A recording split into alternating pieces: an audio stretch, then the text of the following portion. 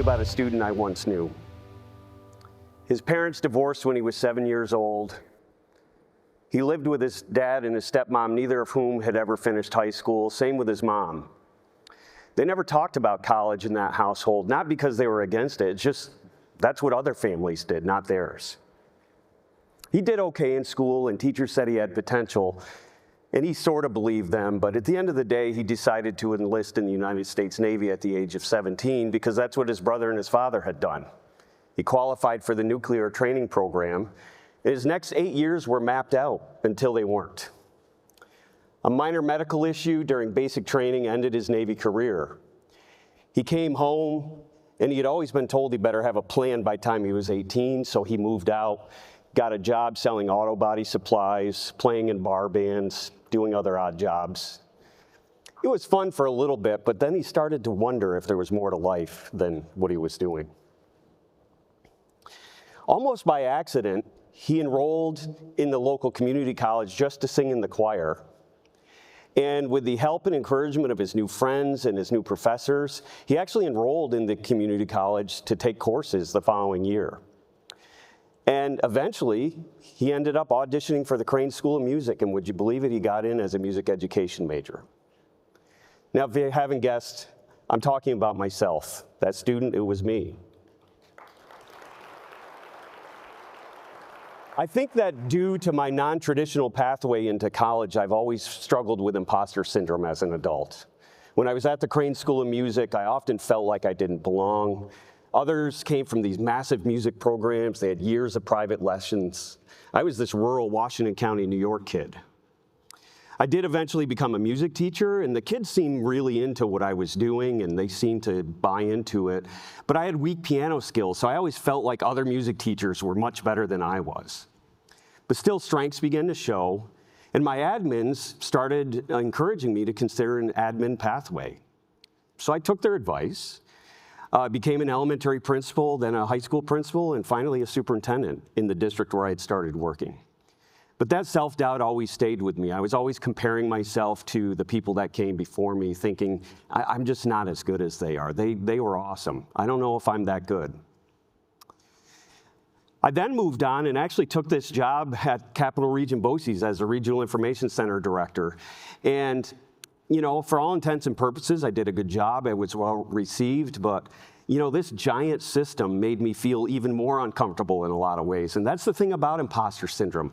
No matter how far you go, it whispers that you don't belong. And that's really why I'm talking to you here today. I remember sitting in this room as a brand new superintendent feeling like, my gosh, I don't belong in this room. I want to help you with that. Now, like most awesome things in life, the rest of this story starts with Chuck Diedrich. When I worked with Chuck at Cap Region BOCES, I was invited to his senior cabinet retreat in Lake Placid one year, where we were asked to take the Gallup organization's Clifton Strengths Assessment. We had to read this little book and take what looked like a personality test. But what I didn't realize until we got into this, that it was a brand new lens that I needed in my life to start to turn these feelings around. By doing this work, I was introduced to the work of Dr. Don Clifton, the father of strengths-based psychology. And what blew me away about Dr. Clifton is he spent 50 years researching one simple question. What if we research and study what's right with people instead of what's wrong with them? That question resonated inside of me big time. And I started to see finally my strengths and those of others around me much more clearly. I learned by doing the Clifton Strengths Assessment that my top 5 strengths are being an effective communicator, having empathy and the ability to read the room, being adaptable, having WOO, which stands for winning others over, and being an activator, which Clifton says it's your ability to kind of get things started. So, you know, I had spent most of my time trying to fix what these things weren't, but this led to me finally embracing and being more comfortable with who I already was. I stopped obsessing over blind spots, comparing myself to others. I started realizing that I had superpowers to build energy around ideas, to connect with people, to feel, to flex, and to get started. And the imposter voice started to quiet a little bit. Frankly, I started embracing my inner Popeye, saying, I am what I am, and that's all that I am. In January of 2020, I had the privilege of becoming the district superintendent at Franklin-Essex-Hamilton BOCES. In addition to inheriting the coming pandemic, I also inherited a strategic plan that was beautifully done and completed right before I got there. I had no part in even creating it.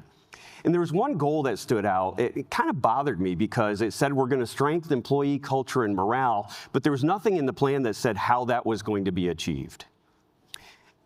And that's when I started thinking, you know, this work that I did with Clifton Strengths and the Gallup organization might be able to help. So we started working with the Gallup organization on two things.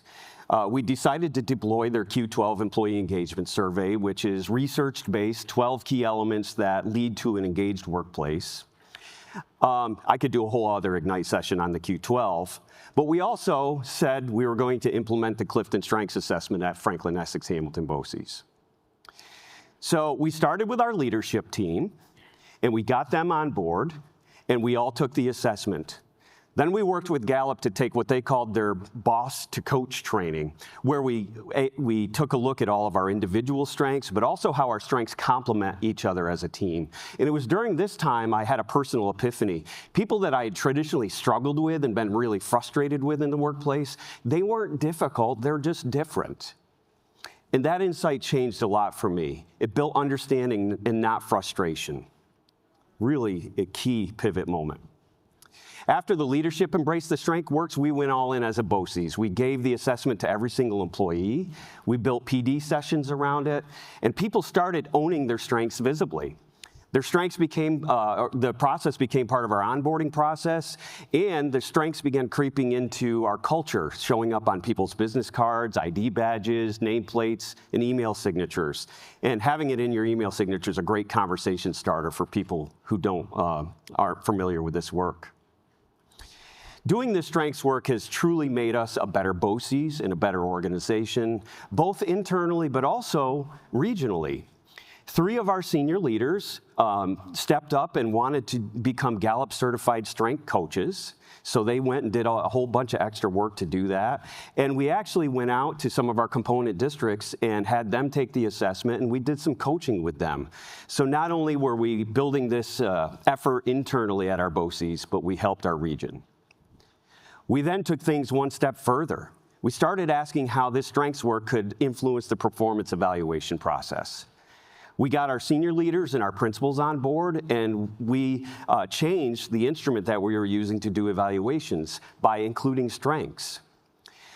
Now, every year at the start of the year, we ask our leaders to set goals as to how they're going to focus on their strengths throughout the year, rather than that list of things that they wish they could improve upon.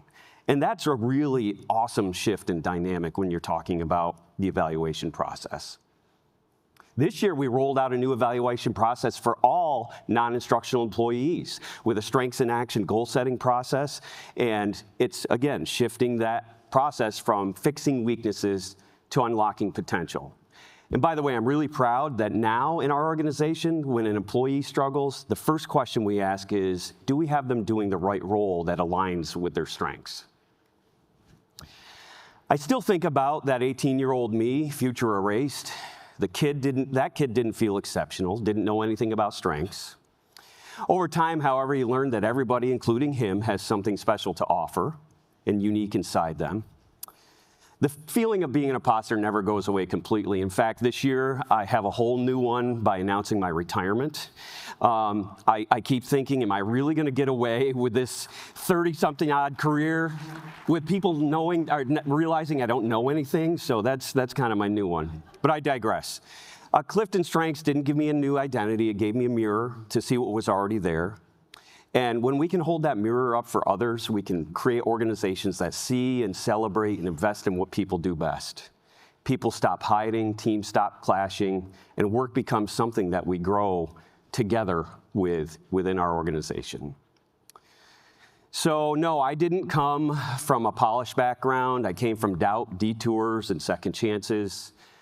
But by learning more about my own strengths and bringing out the strengths in others, I am very proud to now lead in an organization where people say, maybe for the first time, I am what I am, and that's more than enough.